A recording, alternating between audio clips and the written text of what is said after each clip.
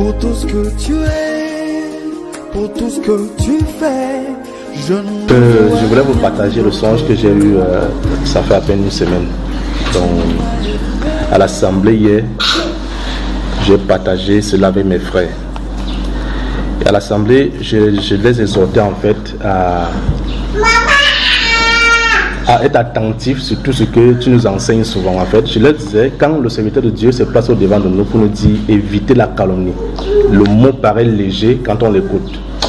Le mot calomnie, en fait, c'est comme si c'était quelque chose qu'on nous demande de faire juste comme ça, comme une loi morale qu'il faut qu'on obéisse, alors que derrière c'est cas des choses terribles. Donc le Seigneur m'a fait voir donc ce qui est derrière la calomnie, la médisance, le mensonge, le rapportage. En fait, tous les péchés qui peuvent être cités, toutes ces formes de toute la confession au quotidien qu'on ne se rend pas compte. Alors dans ce songe-ci, donc, j'ai vu deux catégories de chrétiens. Deux catégories de chrétiens. Il y avait une catégorie qui assistait vraiment dans les assemblées. Ils priaient, ils jeûnaient même. Ils allaient dans les réunions, ils pouvaient même se placer, m'enseigner. Cette catégorie de personnes là, priaient, jeûnaient, faisaient des choses comme il fallait, comme un bon religieux. Mais ils avaient ce défaut aussi que le Seigneur reproche à l'église en ce moment-ci. Donc ça veut dire pour s'asseoir, parler mal d'un frère, calomnier, rapporter, médire de quelqu'un, faire du mensonge. Alors si eux maintenant se reposaient comme une substance, comme un pouvoir, je ne sais pas comment expliquer ça, comme une substance, comme une ombre en fait. Ça veut dire quand celui-là s'asseyait, c'est passé deux ou trois fois devant moi. Quand celui-là s'asseyait pour parler mal de quelqu'un, cette ombre aussi venait comme un esprit, ça les enveloppait. Donc tous devenaient flous comme une couleur verdâtre, la couleur d'absinthe, voilà. Donc ça les enveloppait, ils étaient là comme ça. Mais est-ce que c'était quoi? Est-ce que c'était au courant de ce qui leur arrivait? Ils ne sont même pas conscients. Ils ne font que parler mal d'un frère, ou bien une soeur qui ne parlait mal d'une soeur, que tu as vu telle soeur là, tu as vu comment elle a fait. Il suffit seulement que tu sortes ces paroles de ta bouche, cet esprit-ci vient sur vous et ça vous enveloppe. Alors il pouvait... Donc ça vient sur celui qui en a parlé, et c'est celui qui écoute. Donc non seulement celui qui parle, mais même celui qui écoute, ça vient aussi également sur lui. Ça fait que ces personnes, si pour même se séparer et prier, ils ne sont pas exaucés. Leur prière ne monte pas, parce que ceci a tout fermé, c'est comme une barrière, c'est comme des murs. Alors j'étais étonné en fait de voir ça sur les gens. Je me posais la question, mais ça c'est encore quoi ça? J'étais étonné. Quand je me pose la question, alors j'entends dans le son me dire qu'en fait c'est la puissance de la malédiction qui est derrière la calomnie, la médisance, le commérage. En fait tout ce que le Seigneur cite souvent, qui nous demande qu'on évite, de pratiquer au milieu des saints. J'étais étonné. Alors je me suis posé la question que comment cela est donc possible. On m'a donc posé la question dans le songe que le mensonge vient de qui? Il a dit de Satan. La calomnie de qui? C'est de Satan. Alors l'église pratique les œuvres qui ne sont pas siennes. Donc il pratique les œuvres de l'ennemi, c'est-à-dire les œuvres de malédiction. L'Écriture nous demande de condamner les œuvres des ténèbres, de les condamner, de ne pas participer à ces œuvres-là, plutôt de les condamner. Alors les œuvres des ténèbres sont les œuvres de malédiction. J'étais étonné de voir ce pouvoir-là qui est caché derrière la calomnie, derrière la médisance, derrière les murmures, voilà. Il y avait des murmures, des sœurs qui murmuraient contre d'autres sœurs, des frères qui avaient des choses dans les cœurs contre... Il suffit seulement d'avoir quelque chose dans le cœur contre une personne, cette substance venait sur toi. En fait, c'était comme ça. C'était automatique en fait. Grâce soit rendue au Seigneur. C'était automatique. Pendant ce moment de jeûne, ça veut dire que Dieu allait révéler des choses sur lesquelles il faut qu'on travaille. Oui, c'était vraiment automatique. Donc, il suffisait d'avoir même de la jalousie. Quand tu as de la jalousie dans ton cœur, ce truc-ci était sur toi. Tu pouvais marcher croyant que tu n'as rien, alors le truc-ci t'enveloppe, ça t'enferme. Alors, mais une autre catégorie maintenant, qui écoute les conseils, les enseignements, je l'avais vu maintenant prosterner. Par contre, l'autre catégorie ici était là en train de raisonner, croyant qu'ils font une forme de vie, ils sont frères et tout. Par contre, il y avait la malédiction sur eux en fait. Alors, mais une autre catégorie maintenant était prosternée. Cette catégorie-ci avait vraiment compris, ils sont mis dans la repentance. Maintenant, au fur et à mesure qu'ils se repentaient, il y avait des sœurs qui étaient habillées, j'ai vu des fouleurs blanches, des habits blancs, en fait, tout le monde, même les frères étaient en blanc. Maintenant, cette couleur-ci, cette substance quittait sur eux, ce pouvoir se quittait sur eux. Au fur et à mesure que ça quittait, le verre là quittait et leurs habits ne faisaient que devenir blancs. Donc ça sortait sur eux comme de la fumée. Donc, alors qu'ils étaient prosterné, ça quittait leur corps. Oui, comme de la fumée. Ça quittait. Et au fur et à mesure que ça quittait, leurs habits ne faisaient que devenir blancs. Voilà, leurs habits blanchissaient. Donc j'étais étonné en fait. Alors j'ai compris à moi même que le Seigneur demande la repentance à l'église sur ces choses-là qui nous a toujours demandé de nous repentir, de ne plus pratiquer en fait. Donc voilà ce que j'ai reçu.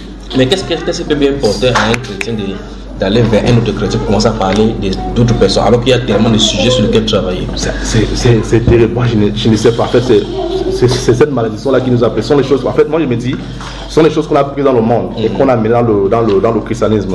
Alors on doit en découdre, on doit les abandonner. C'est pas ça. Si quelqu'un t'écoute maintenant, toi qui as eu ça, la chose, tu as vu le domaine spirituel concernant la calomnie, la jalousie, la médisance, le murmure, le mensonge. Quand tu as vu cela, ça montre clairement qu'en réalité il y a un grand mal au milieu de l'église dont on ne sait pas, on ne connaît même pas la portée. Oui. On ignore la portée. Voilà. On ignore la portée. Qu'est-ce que tu dis donc? Pour moi, en ce moment-ci, il n'y a pas un autre conseil que la repentance. C'est ce que moi j'ai ressenti au fond de moi. Ce sont des choses qu'on a fait inconsciemment. Tu peux te dire qu'il faut que un frère peut te poser une question, tu peux vouloir mentir le frère juste pour dire que bon, pour ce moment-ci, il faut juste un peu mentir. Le petit mensonge que tu as fait là, le truc là, c'est venu, ça vient sur toi. Tu quittes de là, au lieu d'être béni, tu es plutôt sous la malédiction. Donc, ce sont des choses qu'on doit éviter.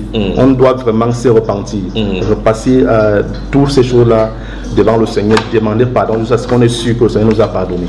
Oui. Donc, l'Église a vraiment besoin de la repentance. Et quelle est l'attitude désormais des croyants maintenant quand ils se rassemblent? C'est de parler du Seigneur, et non de parler des uns des autres, de parler du Seigneur, implorer la grâce du Seigneur, que le Seigneur nous remplisse plutôt de l'amour. J'ai compris en fait aussi dans ma méditation, après cela, que si le lien de la perfection qui est l'amour n'anime pas nos cœurs, Satan va les occuper. Alors on doit automatiquement chercher l'amour comme une richesse au milieu des frères et sœurs. Parce qu'on n'a pas ça, si on n'a pas l'amour dans notre cœur, parce que le manque d'amour, c'est ça qui nous amène à calomnier un frère, à murmurer. C'est-à-dire, qu'est-ce qui s'est passé dans cette calomnie? C'est-à-dire, quand on voit une faiblesse sur un frère, les gens prenaient ça comme un sujet de commentaire. C'est ça en fait que le Seigneur reprochait. Les gens prenaient ça comme un sujet de commentaire, une faiblesse ou une attitude qui ne les convient pas en fait. Au lieu d'aller vers le frère pour parler avec lui, il se met à médire de lui, à raconter des choses, à dire des choses qui n'étaient pas vraies en fait. Donc, si nous sommes animés de l'amour, ces choses-ci vont partir du milieu de nous. Donc, on a besoin vraiment de l'amour. Donc, arrêtez, comme la Bible déclare dans le livre des Galates au chapitre 6, que celui qui est debout prenne garde de ne pas tomber. Que si on voit quelqu'un dans une faiblesse, nous qui sommes forts, on doit supporter les faiblesses. Oui. Qu'est-ce que tu en dis? En fait, on doit mettre en pratique ce que la parole du Seigneur nous dit. Même dans le livre de Romains, au chapitre 15, verset 1, parle toujours de ça. Que les faibles doivent soutenir les forts doivent soutenir les faibles. Mais si moi je suis fort et que je vois un faible, je me moque de lui, forcément je me soumets à la malédiction. Peut-être aussi je viens à son aide, je l'aide. Je le bâtis, je l'aide à se bâtir, à se construire. Alors on sera tous les deux bénis. C'est ce que le Seigneur attend de nous en fait. Amen. Au lieu de nous rivaliser. La rivalité, les choses comme ça, en fait, c'est ça qui apporte la malédiction au milieu de. C'est comme si le milieu chrétien est devenu la compétition. La compétition, oui. Je suis plus spirituel que toi. Exactement, c'est ça qui s'est passé là-bas. Alors, on faisait des débats. Les débats. J'ai plus de talent, j'ai plus de connaissances, j'ai plus ici. Alors, on médit de ceux qui n'ont pas. On médit de ceux. En fait, il y avait certaines choses là qui se passaient. Et la conséquence, c'est que la substance là venait sur eux. Venait sur eux. Il suffisait seulement de parler mal d'un frère. De parler mal. La substance là vient sur toi. C'était comme ça. Que le Seigneur te bénisse. Qu'est-ce que tu en dis, ma soeur? Que la bouche des femmes et la bouche des hommes doivent faire comment maintenant? Doivent être fermés si on ne parle pas du Seigneur. Donc, c'est pour ça qu'il dit souvent que ça ne connaît pas. Ferme ta soupape. Voilà.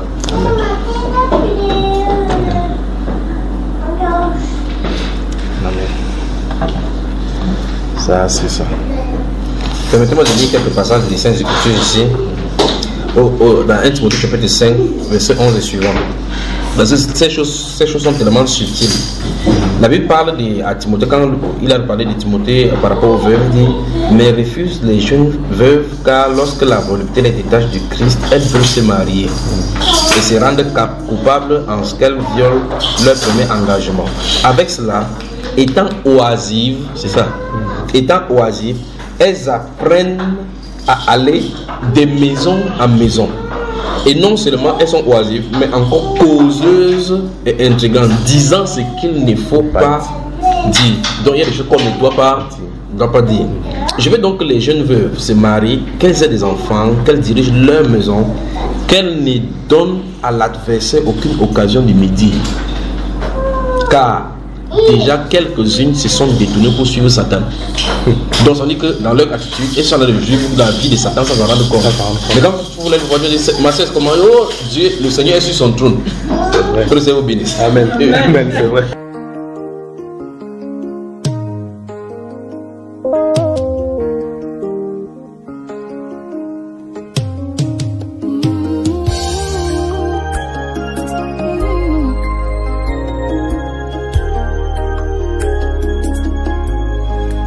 Pour tout ce que tu es, pour tout ce que tu fais, je ne vois rien d'autre que ton amour.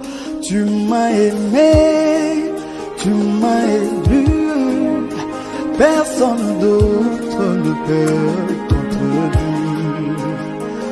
Peu importe le temps, peu importe c'est dur, ton amour nous rend victorieux.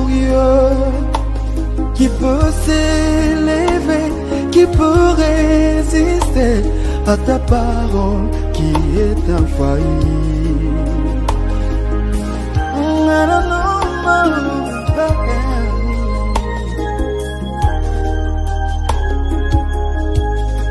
J'ai la foi que Dieu m'a donné un don, mais sans l'amour, mon don est efficace. Quand l'amour se lance et qu'il arrive au bout de sa force, la grâce prend la relève. Où es-tu, amour? Où es-tu dans nos cœurs? Pendant que le diable sème la haine. Qui peut s'élever, qui peut résister à ta parole qui est infaillible?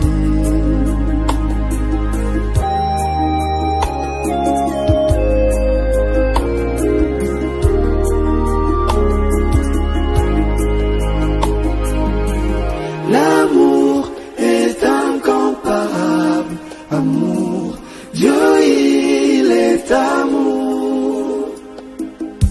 Il règne à jamais et dans mon cœur, il vit sa parole. Oui, l'amour, pardon, l'amour, parle pas du mal de son prochain. L'amour supporte les faiblesses de l'eau. L'amour, c'est Dieu. L'amour est incomparable. Amour, Dieu, il est amour. Et quand il règne à jamais et dans nos cœurs, il vit sa parole. Parle pas du mal de son prochain. L'amour de Dieu, l'amour supporte les faiblesses de l'autre. L'amour, c'est Dieu.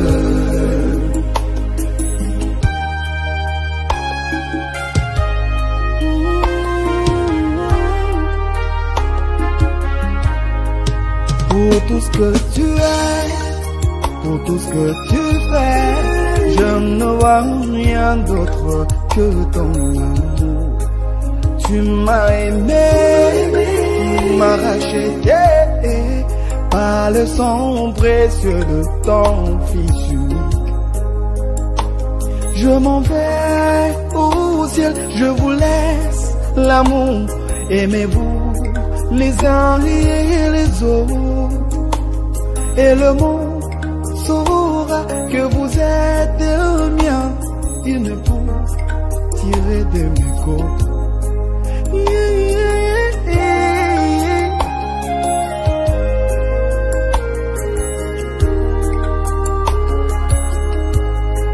Ne laissez pas le diable s'aimer la haine.